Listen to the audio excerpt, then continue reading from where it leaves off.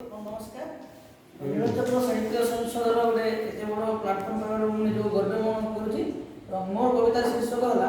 जे आजिकाली प्रेम टिके व्यंग दृष्टि लिखी आग काल प्रेम पवित्र थिला एबे हे गला सस्ता हाथ कटाकटी आत्महत्या करवा आजिकाली प्रेमर अवस्था झील जदि केबे फोन उठाएनी वो मोबाइल पिटे कांथरे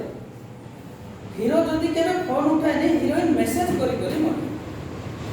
घर लोक मो पाखरे अछंती बोली झील फोन काटी दिए तापर दिन झील घर आगरे हिरो बाइक रे ठिया हो मामू झील साथे केबे केबे जदि पुओ बुली जाए हाथ ता सांग माने मजा देखुथिबे लगेई दियंती नाटक ए कथा सुनी प्रेमिका सुंदरी दुखे दुख गीत टाटस रे दिए हाथ कटा फोटो डाउनलोड कर डीपी चेंज कर दिए सेपटे प्रेमिका कौन हैला बोली जेते फोन करूथाए